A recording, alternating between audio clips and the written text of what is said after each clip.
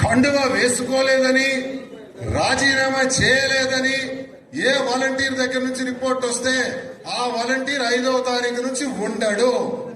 అప్పుడు మీరు చెప్పినా మేము వినము.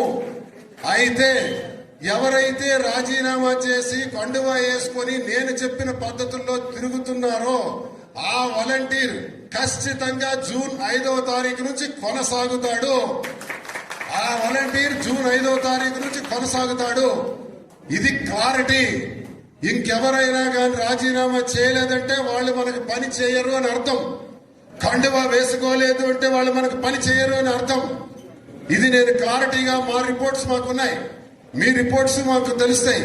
కాబట్టి అది ఎవరైతే రాజీనామా చేయలేదో వాళ్ళ మీద మేము కనీసం అంటే కనీసం దృష్టి పెట్టే ప్రసక్తే లేదని సందర్భంగా తెలియజేస్తున్నాను. అదొకటి మెయింటైన్ చేయాలి ఇమీడియట్ గా. ఈ రోజుకే ఇంకా బ్యాలెన్స్ వాలంటీర్లు ఎవరైతే ఉన్నారో ఈ రోజే రాజీనామా చేయండి.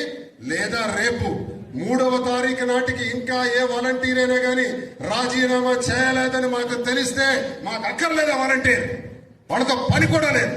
ఇంకొకటి వస్తాడు, అదే ప్లేస్ లో మరొకటి వస్తాడు, పెట్టుకోండి. ఈ 10 రోజులు పని చేయమనండి. ఈ 10 రోజులు ఎవరైతే పని చేస్తాడో అతనే మన వాలంటీర్, అతనికే పెడతాం. ఇది మీకు స్పష్టంగా తెలియజేస్తున్నాను. మీరు ప్రతి గడపకు కూడా వెళ్లి ప్రచారాన్ని ఉధృతం చేయాలని కోరుతున్నాను. అయిపోయింది, మన తిరుగులు అన్ని అయిపోయినాయి. ఇక్కడి నుంచి మీరు ఎక్కడ ప్రచారంలో కూడా తగ్గకూడదని తెలియజేస్తున్నాను.